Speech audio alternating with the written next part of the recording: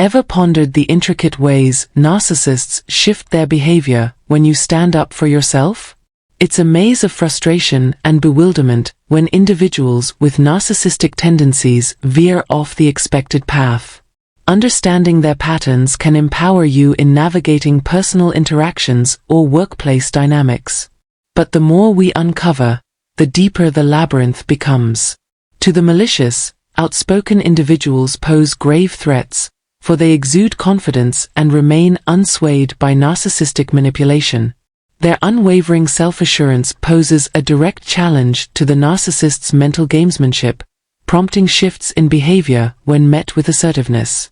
Stay tuned as we delve into their true sentiments regarding those they perceive as formidable. This presentation will unveil common responses, equipping you with the means to engage confidently and sidestep their snares. Initially, they endeavor to diminish your achievements. Upon recognizing your resilience, they embark on a campaign to trivialize your triumphs. Diligently, they scour for perceived flaws, errors, or alleged incompetence to chip away at your self-worth. Leveraging past missteps as weapons, they seek to belittle and manipulate, relishing in their ability to undermine your confidence. They harbor no desire to witness your growth or success, preferring instead to dwell on past grievances to undermine your value and dignity. These tactics serve not only to diminish your spotlight but also to safeguard their dominance from scrutiny. Second, they will see you as their enemy and be mean to you because of it. Multiple situations can happen when a narcissist senses your growing personal power. These situations depend on the type of narcissist you are dealing with. To give you an example, a covert narcissist might be attracted to your power, bravery, confidence, and authority at first. But as time goes on, these traits make them angry and scared. Your tough image acts as a mirror, showing them their flaws, deficiencies, or moral slip-ups. The qualities they used to admire become things that bother them. When they see you change, you become the bad guy, which makes them suddenly see themselves as the victim and use the story to their own benefit. This victimization trope often comes up when people meet hidden narcissists. They always put themselves in the role of the victim, even when they're the ones who started or kept the dispute going.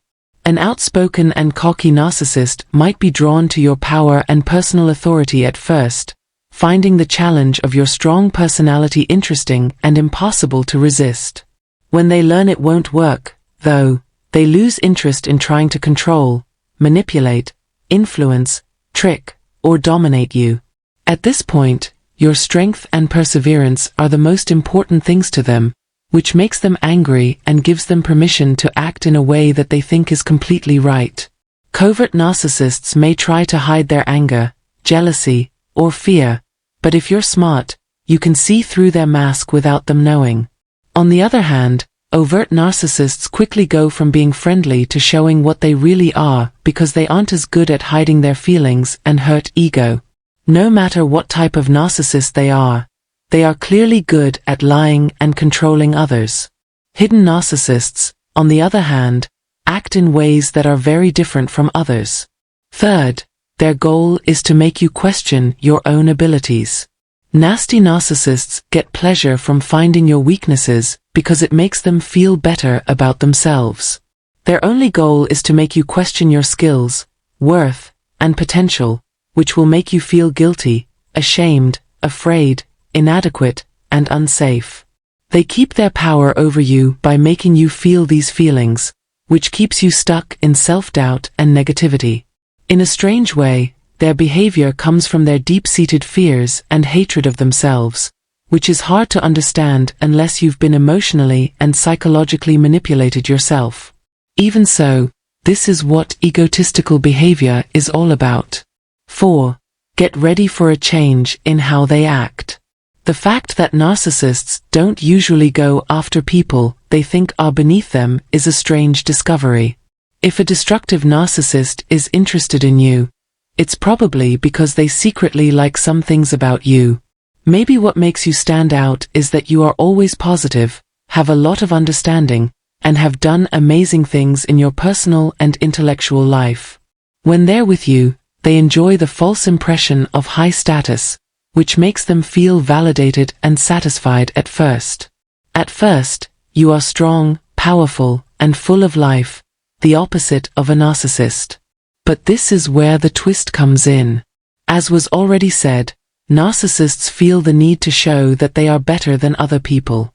They are obsessed by the facade of being better, no matter how true it is. Eventually, they can't handle how strong you are, which is especially true for people who hurt others. It depends on when you notice this change. You may notice it right away or over time as you see how it affects your friendship with them. Rest assured, though, that the change will be clear. If this conversation has taught you something, you might want to join our group. Number 5. Their main goal is to hurt your image. Narcissists always want to be in charge, both of themselves and of other people. When they feel like they're losing power over you, they use manipulative tactics to protect their front. They tell a story about you that changes how other people see, judge, and treat you, a sort of backup plan, if you will. What was their goal? To make you feel weaker by embarrassing, making fun of, and putting down you. Additionally, their sneaky nature means that you might not notice this sneaky behavior for a long time. Narcissists are very good at making up lies and hiding the truth, and they don't feel bad about it. In addition, they are very good at keeping up a normal appearance while secretly working against you. This behavior isn't limited to certain situations. It can happen in family ties, friendships, the workplace, and romantic relationships. Think about egotistical parents who control and manipulate their kids in an authoritarian way. Egotistical in-laws also enjoy sullying the reputations of strangers or people who aren't related to them in order to show how much better they are. Narcissistic ex-partners will also do these hurtful things to hurt your image as you move on from the relationship.